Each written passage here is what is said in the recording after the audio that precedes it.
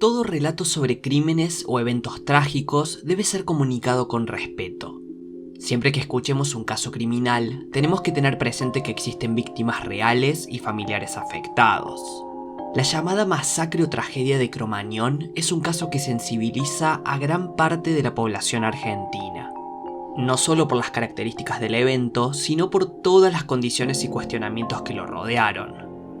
El objetivo de este video es resumir muy brevemente cómo fue ese día y relatar qué es lo que se comenta oficialmente sobre esta tragedia que sin dudas será recordada por siempre en la historia de nuestro país. Hey, muy buenas, esto es Juristax y hoy vamos a analizar juntos otra historia criminal. Para contar esta historia nos tenemos que situar en la ciudad de Buenos Aires, Argentina. Un 30 de diciembre del año 2004, el grupo musical Callejeros presentaba un concierto de rock en el establecimiento llamado República Cromañón, un local bailable destinado a la presentación de conciertos y a la realización de eventos. Se esperaba una excelente noche de música y de rock. La banda Callejeros había programado 3 recitales consecutivos en Cromañón para despedir el año. En aquellos tiempos, el rock se encontraba en una especie de auge y se generaba un notable fanatismo por los grupos musicales. El peso y fama de los rockeros se medía a partir de la presencia del público. Se veía qué grupo musical tenía los fanáticos más fieles mediante el pogo, la previa y, claro, el uso de pirotecnia. La noche que se avecinaba y presentaba como una noche de música y disfrute terminó por convertirse en uno de los incendios más recordados de la historia musical argentina. Empezaron a ingresar todos aquellos que querían ver el show. El local estaba habilitado para el desarrollo de espectáculos con una capacidad máxima de hasta 1031 personas como tope.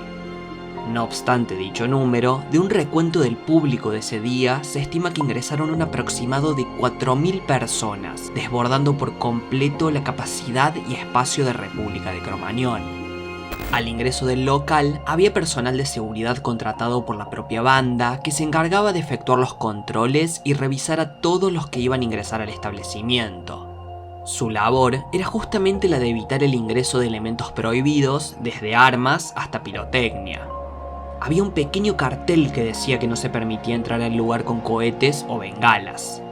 Cuando la gente empezó a ingresar, muchos fueron revisados por los guardias, pero por el claro exceso de personas, muchos otros no.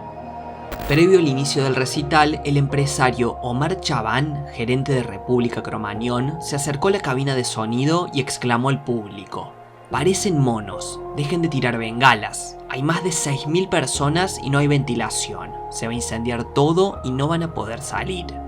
Tal vez no usó las palabras apropiadas, lo que causó que el público comenzara a silbarle y gritarle. Cuando Callejeros subió al escenario, el cantante, Patricio Fontanet, también le pidió al público que no usen bengalas y preguntó directamente si se iban a portar bien.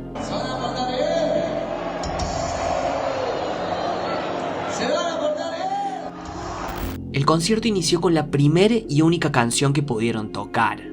Pese a toda advertencia, varios fanáticos hacían uso de pirotecnia. A unos pocos minutos de iniciado el show y cerca de las 11 de la noche, alguien encendió una bengala. La explosión causada por ella tocó una media sombra que cubría una de las partes del techo del local y también se extendió a los paneles acústicos. El fuego se descontroló rápidamente y comenzó a producirse el incendio que se esparció por todo el lugar. La combustión generada originó un humo negro que obstruía toda visión y ocasionaba un aire irrespirable. Como consecuencia del fuego, el material que recubría el techo comenzó a derretirse, generando en algunos sectores una especie de lluvia de fuego que caía sobre los espectadores. Al principio no todos notaron el incendio, pero cuando todos se percataron de lo ocurrido, imperó el pánico. El fuego llegó a los cables y produjo un cortocircuito que hizo que se cortara la luz. El establecimiento estaba completamente a oscuras.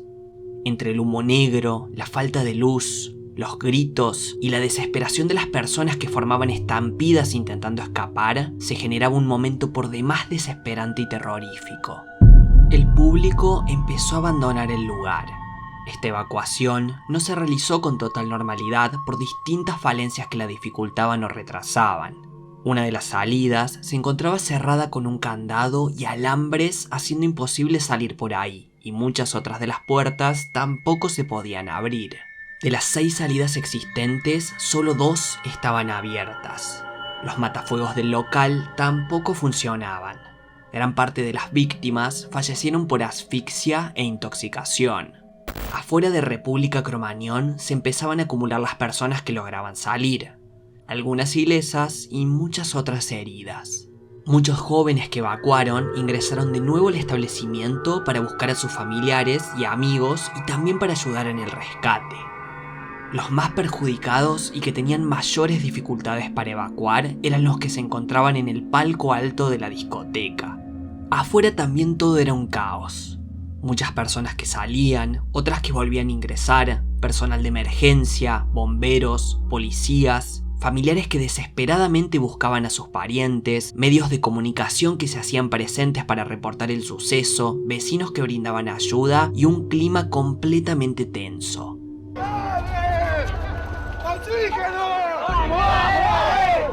Encontramos una amiga, no la puedo encontrar. ¡Augusto! ¡Pásale la avenida! ¿Qué pasó? ¿No soy la mamá? No. Fue recién a las 2 de la madrugada que finalizó la evacuación, casi 3 horas después de iniciado el incendio.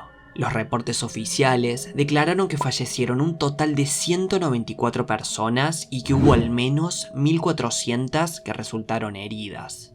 Durante el operativo de rescate participaron muchas ambulancias encargadas de trasladar a las víctimas hacia hospitales y clínicas privadas.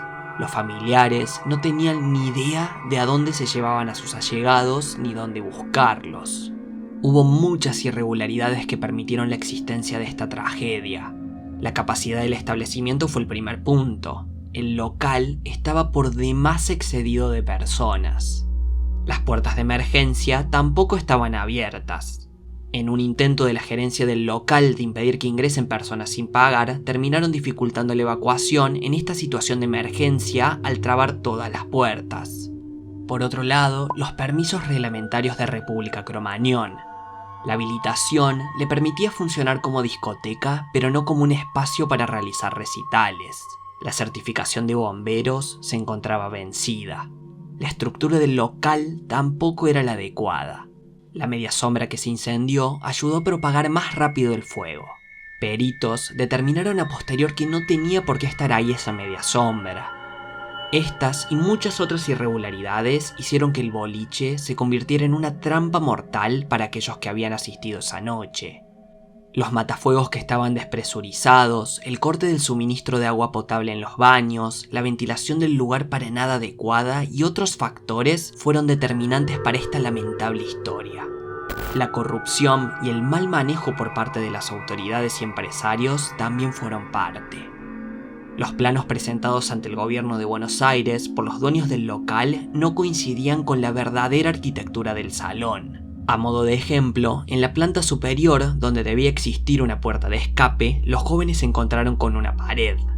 También se hablaba de la existencia del delito de cohecho, o sea, el pago y recepción de coimas para obtener certificados habilitantes falsos. En este caso, se sostuvo que los dueños del local pagaban coimas a bomberos, policías y funcionarios de gobierno para obtener falsos permisos y poder hacer funcionar el establecimiento. Así obtenían certificados de prevención contra incendios y facilidades en otros documentos necesarios para la habilitación. En los días siguientes al hecho, empezaron a darse distintas discusiones sobre quiénes eran los responsables. Algunos aludían al propio público que llevó las bengalas, otros a los dueños y gerencia del local por incumplir la normativa, al Estado por la falta de control, al grupo musical Callejeros y demás. Lo cierto es que hablamos de un trágico evento que tuvo muchos responsables por detrás y muchas culpas compartidas en mayor o menor medida.